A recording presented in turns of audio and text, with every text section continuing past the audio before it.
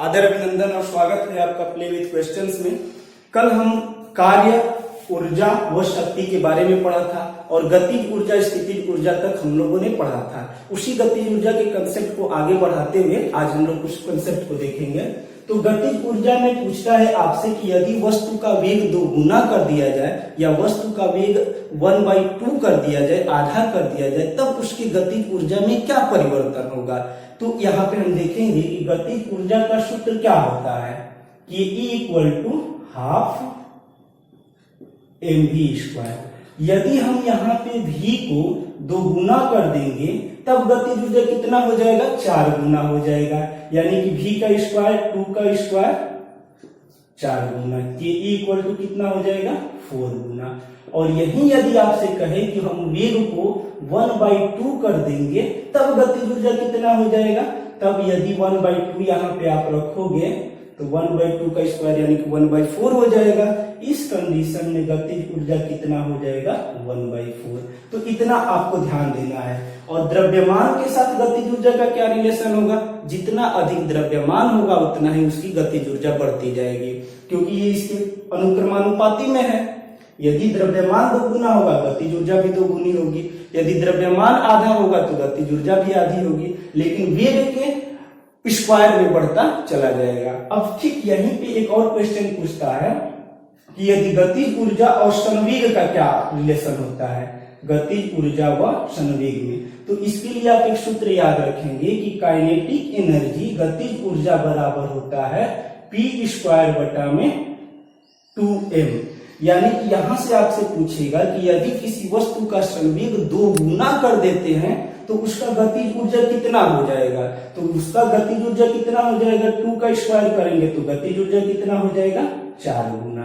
तो इसमें से आपको 4 बातें एकदम याद रख लेनी है कि गतिज ऊर्जा 2 गुना करेंगे यदि वेग 2 गुना करेंगे तो गतिज ऊर्जा 4 गुना, वेग आधा करेंगे तो गतिज ऊर्जा 1/4। संवेग और गतिज ऊर्जा में क्या संबंध होता है, तो के E = p² में 2m।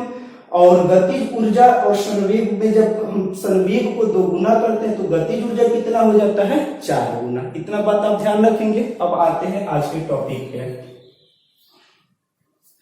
आज का जो टॉपिक है, हमने जितनी प्रकार की ऊर्जाएं पढ़ा था उन सभी ऊर्जाओं में एक ऊर्जा दूसरे रूप में कन्वर्ट होती है। हमने आपको बताया था कि ऊर्जा कभी नष्ट नहीं होगी, केवल एक रूप से दूसरे रूप में बदलती जाएगी। तो यहाँ पे आपसे पूछता है कि विभिन्न प्रकार की जो ऊर्जाएं हैं वो किस तरीके से एक दूसरी ऊर्जा में परिवर्तित होती है। तो मैं यहाँ पे लिख दे रहा हूं, आप याद कर लेना इसको। मोमबत्ती में कौन सी ऊर्जा होती है, सबसे पहले तो आप ये याद कर लो, मोमबत्ती में रासायनिक ऊर्जा होगी। डायनेमो में कौन सी ऊर्जा होगी, यांत्रिक ऊर्जा। विद्युत मोटर में विद्युत ऊर्जा। लाउड स्पीकर में कौन सी ऊर्जा होगी, विद्युत ऊर्जा। माइक्रोफोन में कौन सी ऊर्जा होगी, ध्वनि ऊर्जा। और इंजन में कौन सा ऊर्जा, ऊष्मा ऊर्जा। फोटो इलेक्ट्रिक सेल में प्रकाश ऊर्जा। तो इस तरीके से हर एक यंत्र में कुछ न कुछ ऊर्जा होगी। अब यहां से हमने लिखा है कि विभिन्न युक्तियों में ऊर्जा का स्वरूप परिवर्तन। ये ऊर्जा किस तरीके से कैसे कैसे एक दूसरे में कन्वर्ट होती है, इसे हमें देखना है। तो रासायनिक ऊर्जा मोमबत्ती की किसमें कन्वर्ट हो जाती है, याद रखना है आपको, प्रकाश ऊर्जा व ऊष्मा ऊर्जा में। प्रकाश ऊर्जा व ऊष्मा ऊर्जा में। डायनेमो की जो यांत्रिक ऊर्जा होती है वो किसमें कन्वर्ट हो जाती है, विद्युत ऊर्जा में। और विद्युत मोटर की जो विद्युत ऊर्जा है वो किसमें कन्वर्ट हो जाती है, यांत्रिक ऊर्जा में। लाउड स्पीकर की विद्युत ऊर्जा किसमें कन्वर्ट हो जाएगी, याद रखना, ध्वनि ऊर्जा में। और ध्वनि ऊर्जा किसमें कन्वर्ट हो जाती है, माइक्रोफोन की विद्युत ऊर्जा में। और इंजन की जो ऊष्मा ऊर्जा है ये किसमें कन्वर्ट हो जाती है, यांत्रिक ऊर्जा। कल हम लोग पढ़े थे यांत्रिक ऊर्जा किसे कहते हैं, गतिज ऊर्जा और स्थितिज ऊर्जा के संयोग को हम यांत्रिक ऊर्जा कहते थे। और फोटो इलेक्ट्रिक सेल की जो प्रकाश ऊर्जा है वो किसमें कन्वर्ट हो जाती है? विद्युत ऊर्जा में। तो इस तरीके से बहुत प्रकार की युक्तियां हैं, लेकिन कम से कम आपको एकदम इतना याद कर लेना है। यदि आप इतना याद कर लेते हो तो एग्जाम में आपका काम चल जाएगा। ऑप्शन जो नहीं इसमें से पूछा जाएगा उसको एलिमिनेट कर ले जाओगे। तो ये हुआ ऊर्जा की बात। अब हम आते हैं शक्ति के बारे में पढ़ते हैं। तो शक्ति के लिए हमने क्या पढ़ा? शक्ति किसे कहते हैं? तो शक्ति बराबर होता है, इसे P से प्रदर्शित करेंगे पावर को, और P इक्वल टू होता है W/T। तो इससे जितने भी कंसेप्ट रिलेटेड है इसको अच्छा समझ लो। P इक्वल टू जब W/T होता है, यानी कि शक्ति किसे कहते हैं? तो कार्य करने की समय दर को हम शक्ति कहते हैं। अब यहां से 2-3 बातें सीखना।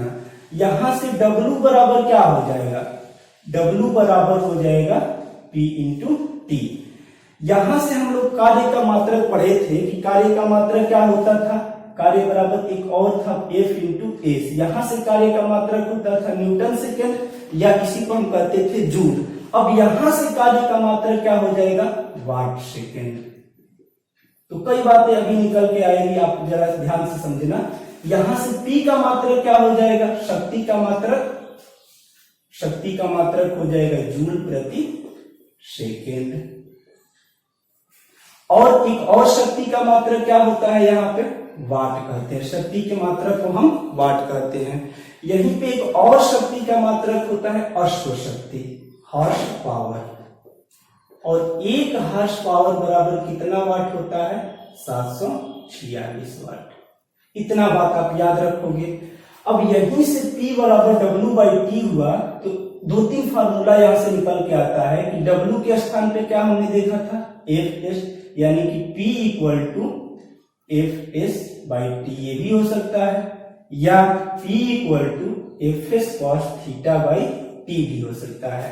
यदि कार्य जमीन पे हो रहा है तब P इक्वल टू क्या हो जाएगा? Fs cos θ/T। और यदि यही कार्य ऊंचाई पे हो रहा हो तब क्या हो जाएगा? mgh/T। इतना आपको समझ में आ गया होगा। अब समझना, यहां से हमने देखा कि कार्य का मात्रक क्या हुआ? वाट सेकेंड, और इसका मात्रक क्या हुआ? वाट हुआ। अब यहीं पे एक हॉर्स पावर में 746 वाट हुआ था। यहां पे देखेंगे आप कि शक्ति के और क्या क्या मात्रक हो सकते हैं। तो शक्ति के अन्य मात्रक आपसे पूछेगा। सबसे पहले शक्ति का मात्रक जूल प्रति सेकेंड हमने देखा, फिर वाट देखा, फिर यही क्या हो सकता है? किलोवाट, मेगावाट, टेरावाट, जो भी हमने पहली वीडियो में पढ़ा था, टेरावाट, पेटावाट, गीगावाट, ऐसे चल के ये बढ़ता चला जाएगा। अब देखो, शक्ति का मात्रक तो वाट हुआ, लेकिन कार्य का मात्रक क्या हुआ? अभी हम लोगों ने देखा यहाँ पे कार्य का मात्रक वाट सेकेंड हुआ। तो यहां से जब भी समय जुट जाएगा तो वो किसका मात्रक रहेगा? कार्य का। किलोवाट घंटा किसका मात्रक हो जाएगा? कार्य का। मेगावाट घंटा या पेटावाट घंटा या गीगावाट घंटा किसका मात्रक होता जाएगा? कार्य का। ठीक इसी तरीके से यहाँ पे ये भी ऊर्जा का भी मात्रक पढ़े, तो हम लोग पढ़े थे कार्य का भी मात्रक जूल होता है और ऊर्जा का भी मात्रक जूल होता है। और यहाँ पे भी जब आएगा तो ऊर्जा का भी मात्रक वाट सेकेंड हो जाएगा, ऊर्जा का भी मात्रक किलोवाट घंटा हो जाएगा। तो कार्य और ऊर्जा का मात्रक किलोवाट घंटा, वाट घंटा या वाट सेकेंड इस तरीके से आएगा। अब जरा समझना, शक्ति और कार्य की ये मात्रक हो गए। अब यदि हम आए कि कार्य की भी वही मात्रक है और ऊर्जा का भी वही मात्रक है, इन दोनों में आखिर अंतर क्या होगा? कुछ तो अंतर होना चाहिए। तो दोनों में मुख्य रूप से अंतर समझना है। कोई वस्तु किसी बल के प्रभाव में जब कार्य करता है, कोई वस्तु में जब किसी बल के प्रभाव के कारण गति होती है, तब उसको हम कहते हैं कि उसमें कार्य हो रहा है। फिर से एक बार, जब किसी वस्तु में किसी बल के प्रभाव के कारण गति होती है तब हम कहते हैं कि उसमें कार्य हो रहा है। और जब किसी वस्तु के कार्य करने की क्षमता, जब किसी वस्तु में कार्य करने की जब क्षमता होगी उसको हम कहते हैं कि ऊर्जा होगा। पहला अंतर ये हुआ। दूसरा अंतर आते हैं, कार्य तभी होता है जब वस्तु में विस्थापन होता है। जब तक विस्थापन नहीं होगा तब तक कार्य नहीं होगा।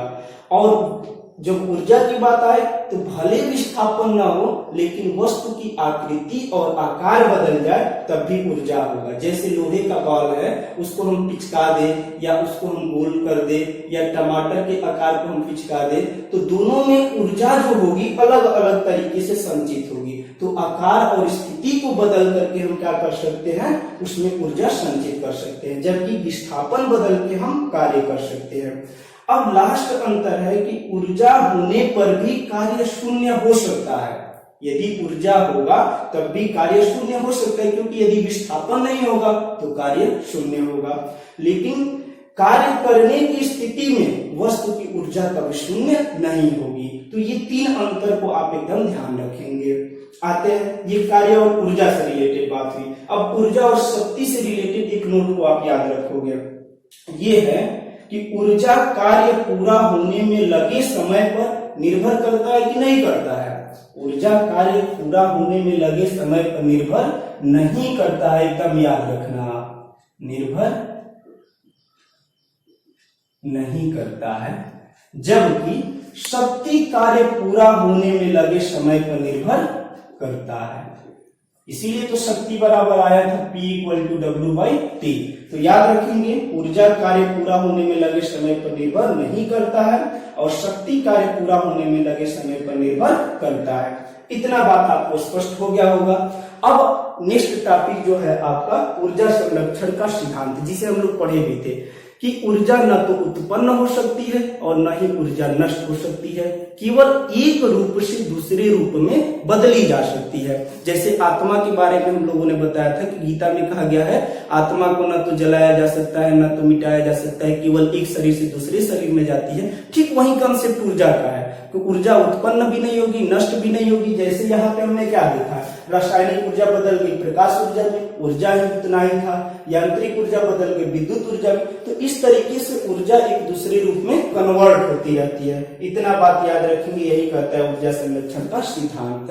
अब आते हैं हम सौर ऊर्जा में। सौर ऊर्जा क्या है, इससे रिलेटेड टॉपिक जो है लास्ट है ये। सौर ऊर्जा जितनी भी ऊर्जाओं का स्रोत है वो सभी ऊर्जाओं का जो स्रोत है वो सूर्य है।